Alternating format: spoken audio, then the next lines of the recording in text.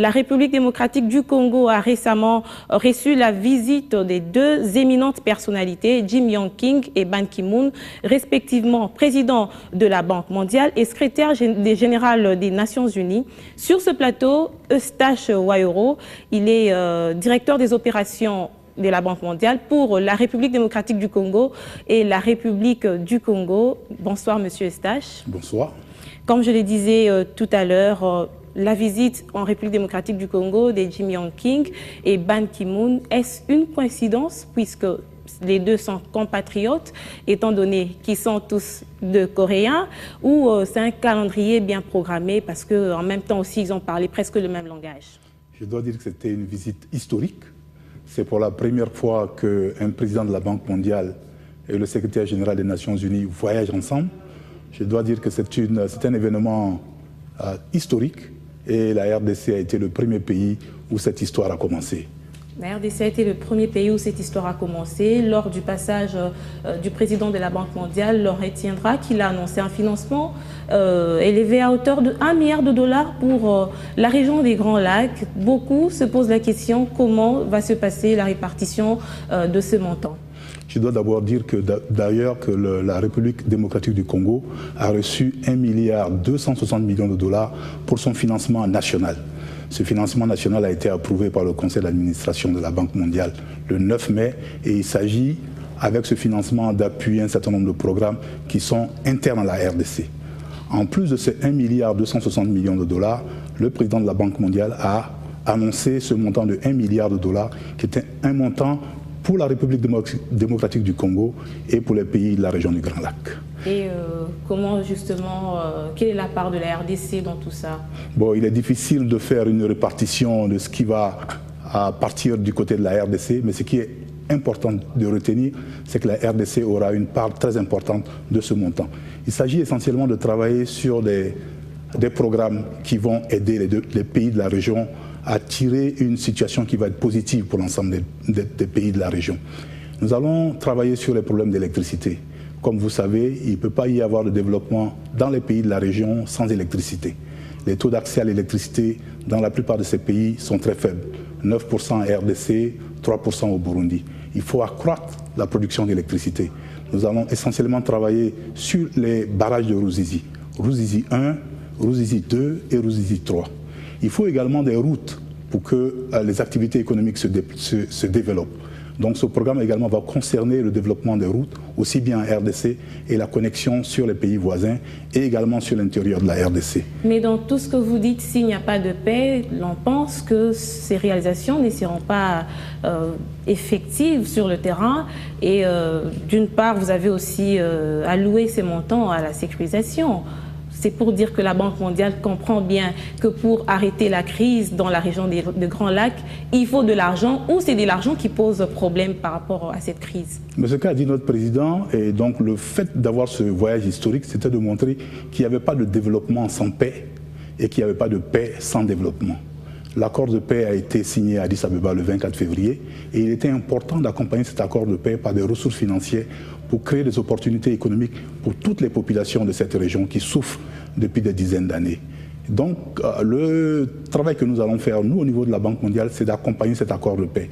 Il existe un certain nombre de mécanismes qui vont s'occuper de la question de la sécurité et nous allons apporter un appui en ce qui concerne les infrastructures, en ce qui concerne le commerce transfrontalier qui est important entre les pays de la région, en ce qui concerne l'agriculture et en ce qui concerne également la situation des populations qui sont déplacées. Vous savez qu'il y a près de 2,6 millions de personnes qui sont déplacées dans la région des Grands Lacs et essentiellement dans l'est de la RDC. C'est à peu près la moitié de la population du site Kivu. Il faut s'occuper de ces personnes et il faut régler les questions qui sont restées pendant très longtemps.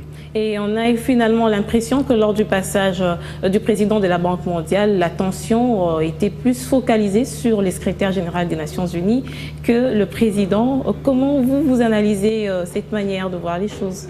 Mais disons que nous n'étions pas dans une situation de compétition et c'est la raison pour laquelle le président de la Banque mondiale est venu avec le secrétaire général des Nations Unies pour montrer qu'ensemble, la Banque mondiale et les Nations Unies pouvaient travailler pour faire la différence pour la RDC et pour les pays de la région des Grands Lacs. C'était ça le message le plus important.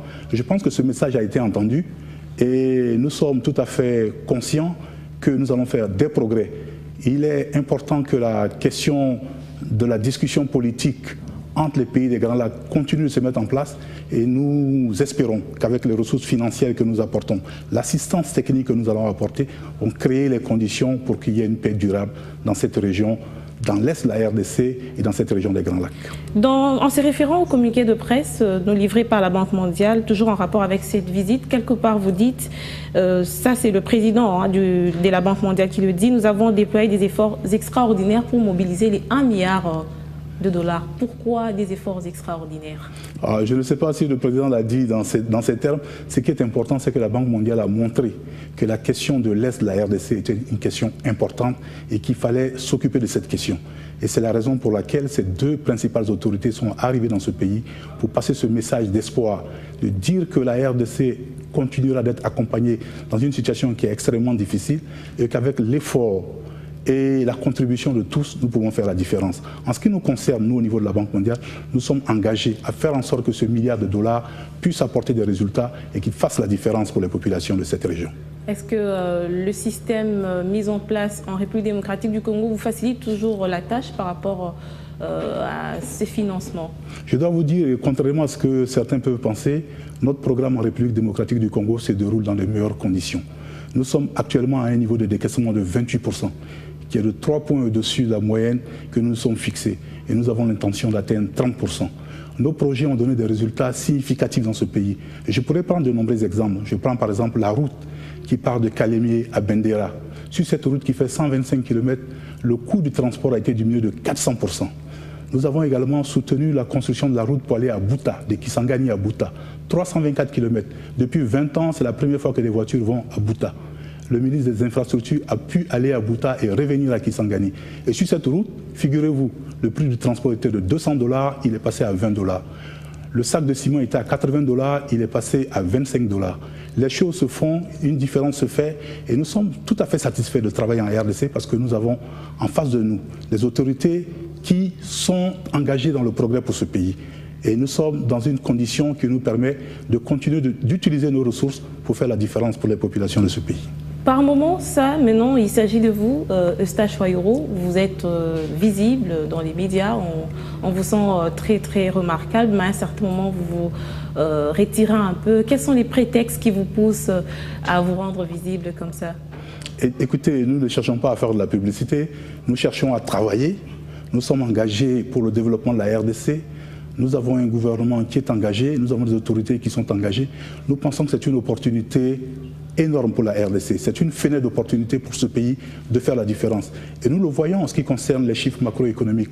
Nous le voyons en ce qui concerne les financements que le gouvernement met à la disposition des services, par exemple, dans le domaine de la santé, dans le domaine de l'éducation. Je dois vous dire, par exemple, que les financements pour l'éducation sont passés de 9% à 11% et cette année, ils vont passer à 13%. Ce sont des financements du gouvernement. Nous sommes engagés pour 150 millions de dollars dans le programme éducatif. Nous avons été désignés comme étant responsables pour la mise en œuvre d'un projet du Fonds mondial pour l'éducation pour 100 millions. Et nous avons dans notre enveloppe de 1 milliard 260 millions, à peu près 150 millions de dollars pour l'éducation. Nous sommes également engagés dans l'agriculture parce qu'il faut dire que la pauvreté est un phénomène qui est très répandu en RDC. Il faut corriger ce phénomène. 71% de la population est pauvre. Il faut faire baisser ce niveau de pauvreté. Et nous sommes engagés dans l'agriculture. C'est dans l'agriculture que vivent les populations rurales et c'est là que se trouve la pauvreté. Nous sommes dans la région du Bas-Congo, nous sommes dans l'Équateur.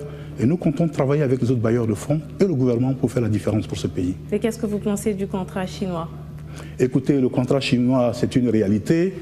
Je pense que les décisions et les discussions ont eu lieu pour essayer de faire que ce contrat soit à la taille et la dimension qui était conforme aux capacités financières de la RDC.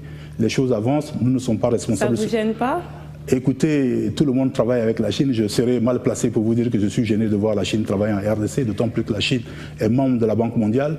La Chine est un grand pays. Et d'autant plus que c'est un partenariat gagnant-gagnant pour la RDC. Tout ce que nous souhaitons pour la RDC, c'est de développer des partenariats gagnant-gagnant où la RDC tire le maximum de ses potentialités pour faire la différence pour son peuple. Monsieur Eustache, une dernière question. Qu'est-ce que nous pouvons retenir de votre passage ce soir sur notre plateau?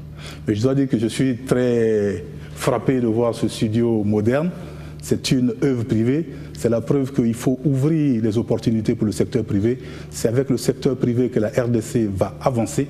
Et c'est pour cela que nous travaillons d'arrache-pied avec les autorités pour créer un climat des affaires qui permet à tous les Congolais de se lancer dans les affaires, qui permettent également aux étrangers de se lancer dans les affaires pour permettre de créer de l'emploi, de créer de la richesse, pour réduire de manière drastique la pauvreté, car ce pays a les ressources pour que la population vive dans de meilleures conditions. Eustache Waoro, merci d'avoir répondu à notre invitation.